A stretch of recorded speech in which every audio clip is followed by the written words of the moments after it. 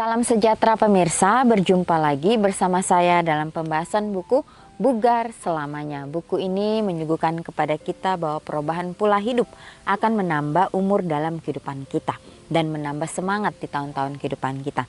Dan juga dapat memberikan kita kekuatan harian untuk merangkul kebugaran fisik, mental, dan spiritual. Dan juga dapat memotivasi kita, menginspirasi kita, dan mendorong kita untuk hari demi hari kita boleh lebih dekat kepada Tuhan. Membawa setiap beban kehidupan kita di bawah kaki salibnya. Dan dia akan meringankan segala langkah-langkah kehidupan kita. Pada saat ini kembali lagi saya mengundang akan seluruh anggota keluarga dan saudara-saudara semua. Kita dapat berkumpul bersama-sama. Kita akan mempelajari nasihat firman Tuhan pada saat ini, dan biarlah rencana-rencana indah Tuhan itu akan menjadi bagian masing-masing kita. Kita akan masuk ke dalam judulnya, penghibur yang turut merasakan. Ayatnya terdapat di dalam Roma 12 ayat 15. Bersukacitalah dengan orang yang bersukacita dan menangislah dengan orang yang menangis.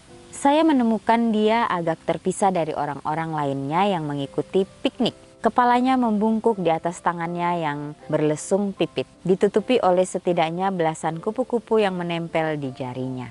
Dengan penuh semangat kami bergabung kembali dengan yang lain, agar dia bisa menunjukkan keajaiban ini kepada ibunya. Beberapa bulan kemudian, tangan kecil yang sama tidak lagi ada lesung pipit, melainkan penuh bekas tusukan jarum oleh pencarian pembuluh darah. Rambutnya yang lebat menjadi tipis dan seperti jerami. Dalam waktu singkat dia telah tiada, korban leukemia. Ya, jadi hal yang cukup menarik pada saat ini kita bahas mengenai seorang anak. Ya, bagaimana anak ini menderita sakit. Ya, dikatakan di sini pada saat mereka mengikuti piknik, anak ini terpisah dengan kepala membungkuk di atas tangannya yang berlesung pipit. Ya, jadi dia menyendiri dikatakan ya, ditutupi oleh setidaknya belasan kupu-kupu yang menempel di jarinya. Ya, dengan penuh semangat kami bergabung kembali dengan yang lain agar dia bisa menunjukkan keajaiban ini kepada ibunya. Ya, kemudian beberapa bulan kemudian tangan kecil yang sama tidak lagi ada lesung pipit, melainkan penuh bekas tusukan jarum oleh pencarian pembuluh darah. Dan kemudian rambutnya mulai menipis karena rontok, dan dalam waktu singkat dia pun telah tiada karena anak ini menderita leukemia. Mei, ibunya dan sahabat saya, sangat terpukul. Apa yang bisa dikatakan atau dilakukan untuknya yang dapat meredakan kesedihannya? Bunga-bunga, pesan yang tertulis pada kartu. Tanpanya tidak ada yang cukup. Kami semua berusaha membuatnya sibuk supaya dia tidak akan menangis. Mei tiba-tiba hampir ke rumah saya pada suatu sore, sementara ibu saya sedang mengunjungi saya. Saya mendadak harus mengurus sesuatu dan meninggalkan keduanya bersama sampai saya kembali lagi. Sekembalinya saya agak lebih lama dari yang saya harapkan. Saya menemukan teman saya dalam pelukan ibu. Keduanya berlinang air mata. Mereka tidak membutuhkan saya. Mei mengambil tasnya, tersenyum di sela-sela air matanya, dan berkata saya harus pergi. Dia meninggalkan ruangan dengan langkah yang lebih ringan dibandingkan saat ia datang. Beberapa tahun kemudian, Mei bertanya kepada saya, apakah kamu ingat ketika saya bersama ibumu sore itu setelah kematian Randy? Itu adalah pertama kalinya seseorang membiarkan saya berbicara tentang dia, tentang betapa berharga dan istimewanya dia, tentang penyakitnya, kematiannya, kepasrahan, dan melepaskan dia pergi. Dia membiarkan saya melupakan semua kesedihan dan patah hati saya. Ibumu cukup peduli pada saya sehingga mau mendengarkan. Saya tidak akan pernah melupakannya. Ya, jadi suatu cerita yang cukup menarik ya, bagaimana orang-orang ini merasakan suatu kesedihan yang luar biasa. Bagaimana mereka pun ya mengingat atau mengenang kembali kebersamaan mereka pada saat mereka masih bersama-sama.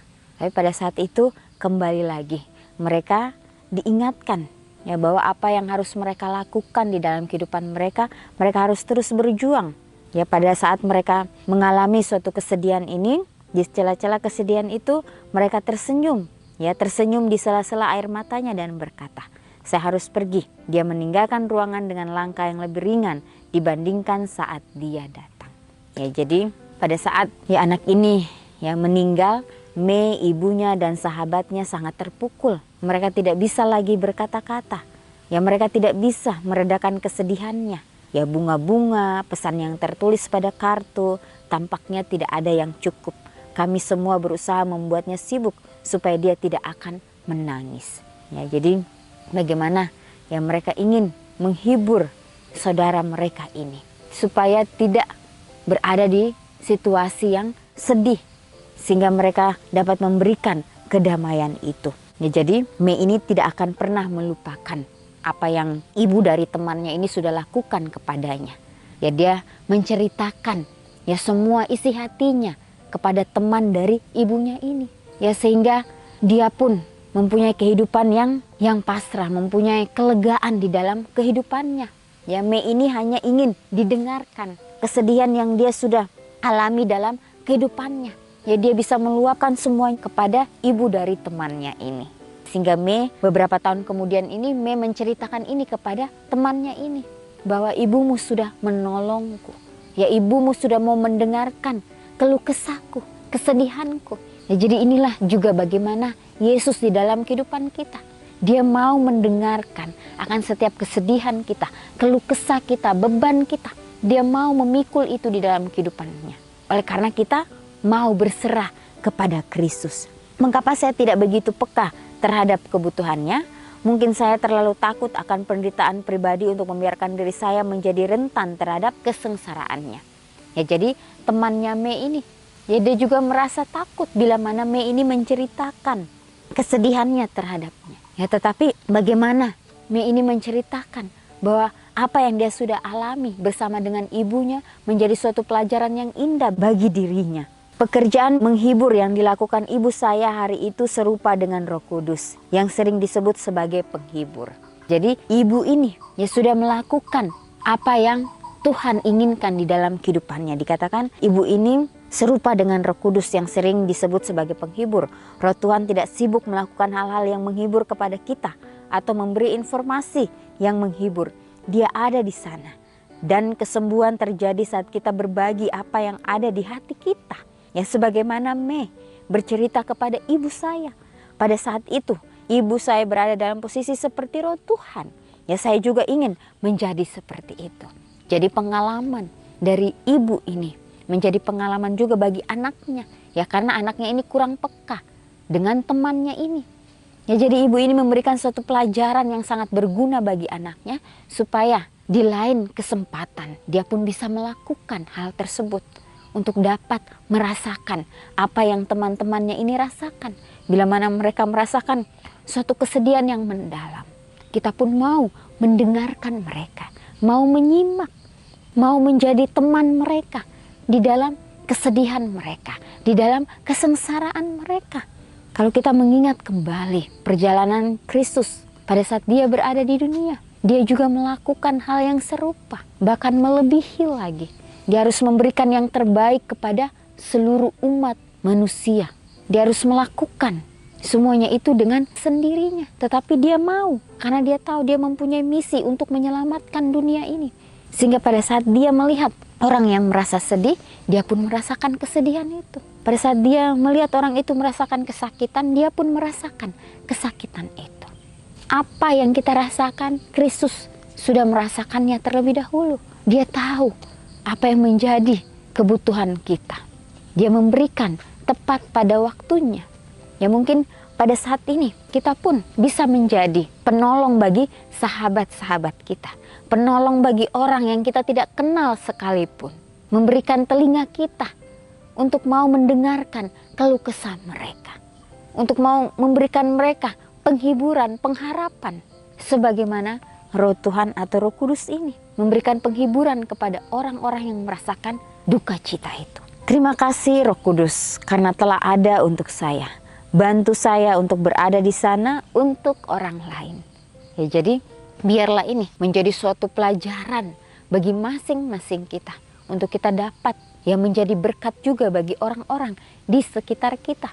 Ya, akan banyak yang kita hadapi. Tapi biarlah kita meminta akan tuntunan Tuhan menjadi bagian kita. Supaya kita mau terus menjalani perintahnya di dalam kehidupan kita masing-masing. Ya, mungkin pengalaman yang tadi saya bacakan atau ceritakan ini mungkin sudah kita alami di dalam kehidupan kita. Kita sudah melihat mungkin teman-teman kita kehilangan orang yang mereka cintai. Baiklah kita berada di sana untuk mereka, memberikan mereka penghiburan, pengharapan bahwa Tuhan akan selalu ada untuk mereka, akan selalu memberikan yang terbaik bagi mereka. Karena kita tidak tahu rencana Tuhan ke depannya. Ya, segala sesuatu Tuhan jadikan itu supaya menjadi suatu pelajaran bagi kita. Supaya kita boleh lebih dekat lagi kepada Kristus. Supaya kita boleh lebih lagi datang kepada Tuhan, meminta akan kekuatan, meminta akan tuntunannya menjadi bagian kita. Ya, disitulah kita akan diberikan kekuatan, diberikan kesanggupan untuk terus mau menjalani apa yang Tuhan inginkan di dalam kehidupan kita masing-masing. Ya, biarlah komitmen demi komitmen yang kita sudah ambil hari demi hari, kita dapat doakan itu di dalam kehidupan kita. Ya, sehingga kita dapat menjalani kehidupan kita sesuai dengan kehendak Tuhan saja. Ya, kita hidup di akhir daripada dunia ini. Biarlah kita mau terus berserah hanya kepada Tuhan saja. Karena si jahat akan terus mengganggu kita. Dia akan terus membuat kita supaya kita tidak fokus. Tapi biarlah kita mau berserah hanya kepada Tuhan saja.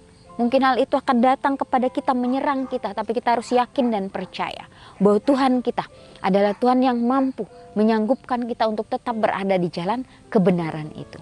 Inilah nasihat firman Tuhan pada saat ini. Kita akan berjumpa lagi di kesempatan yang berikutnya dan Tuhan memberkati.